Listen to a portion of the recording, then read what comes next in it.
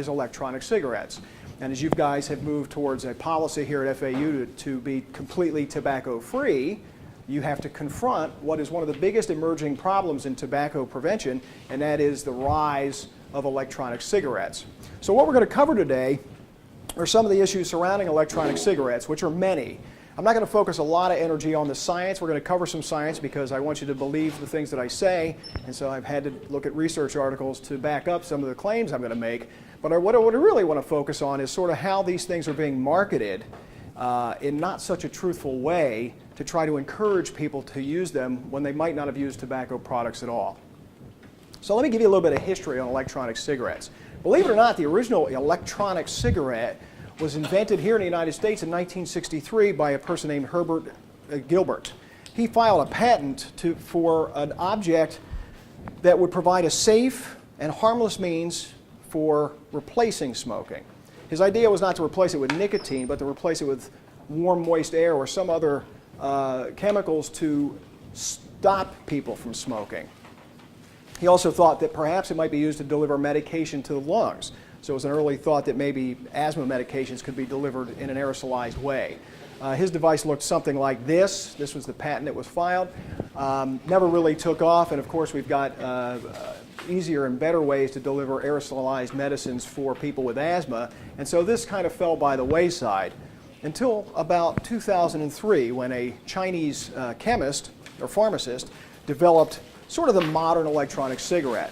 But his concept was different.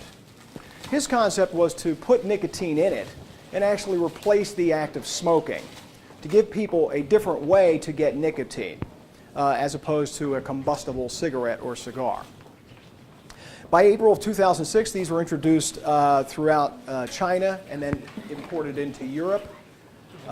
2006, 2007, they made it to the shores of the United States. And the modern e-cigarette looked at that time a lot like the model that I showed you from Gilbert. It is basically a device that's battery driven. The bulk of the device was battery operated. It's a big lithium battery.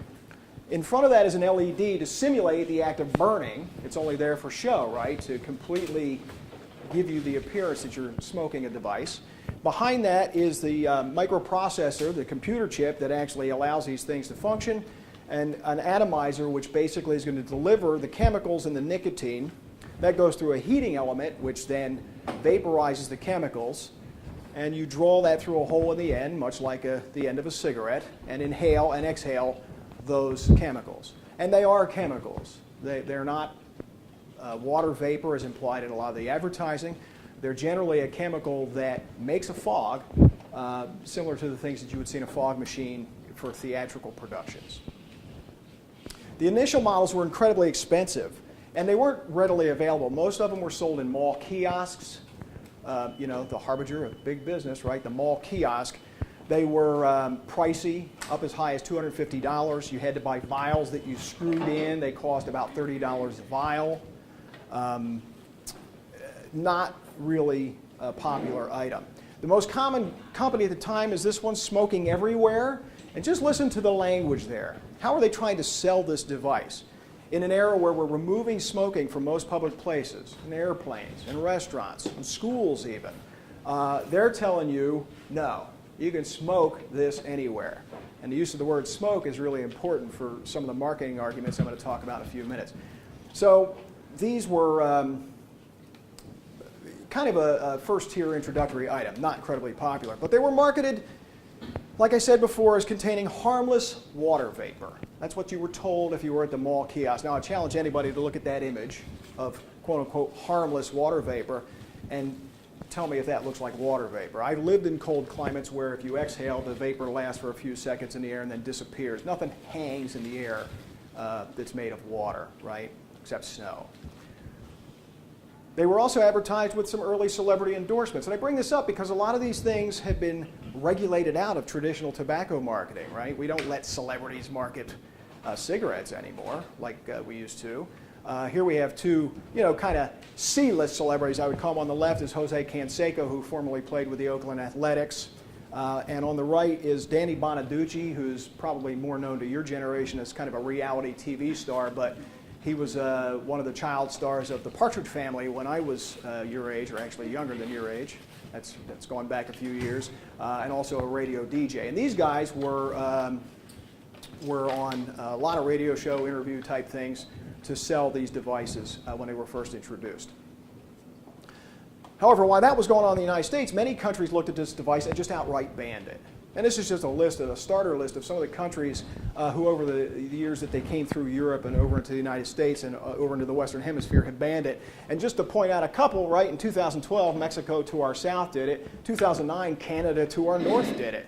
So we're the only country in the Northern Hemisphere that actually allows this still. Some of the countries make sense. You could understand why countries like Turkey or Dubai, just based on religious preferences, would probably regulate them out of existence. But other ones like Hong Kong, which have a high incidence of traditional tobacco use, even a country like Hong Kong had the foresight to just say, this doesn't look like it's going to be such a good thing. But what's the story in the United States? The story in the United States is a little bit complicated. So bear with me as I go through this, because it's actually really interesting. In 2009, March of 2009, the FDA attempted to stop the import of these devices. What they were claiming was that they appeared to be a medical device, a drug delivery device. And if that's the case, then it requires pre-approval by the FDA, much like a heart catheter would. So they stopped the import of these devices, and they were primarily Smoking Everywhere at the time, which was the #1 selling brand in the United States. That company was not happy with that, as you can imagine, and so they sued in federal court. They claimed that the FDA had no authority over those electronic devices because they were, quote, a tobacco product. Not a drug delivery device, but a recreational tobacco product. Now, why is that important? Well, because in April of 2009, the Food and Drug Administration did not have the authority to regulate tobacco products.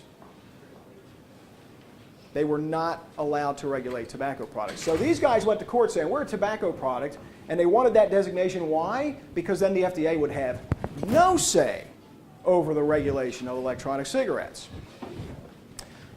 But a funny thing happened on the way to the court. In June of 2009, Congress passed the Family Smoking Prevention and Tobacco Control Act. And that was signed into law in June of 2009. So in the middle of the court case, the FDA was granted the right to regulate tobacco. Now let's go back to the court case. In December 2010, a judge at the U.S. Court of Appeals found in favor of the electronic cigarette industry and said, you're right. The FDA can only regulate this as a tobacco product.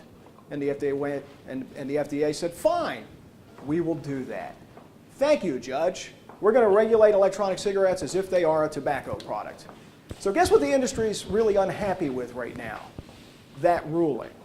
Because they don't want to be considered a tobacco product, which they are. It's a recreational use of nicotine, just like anything else. They want to be something other. They don't want to be a medical device, although they want to claim everybody quits when they use them. They don't want to be a tobacco product because they don't want to be associated with that. They want to be something other, but they can't really have it three ways. They are, for all intents and purposes, going to be regulated in the United States as a tobacco product, and they should be. Now, why is that important? Well, let's talk about the science of electronic cigarettes.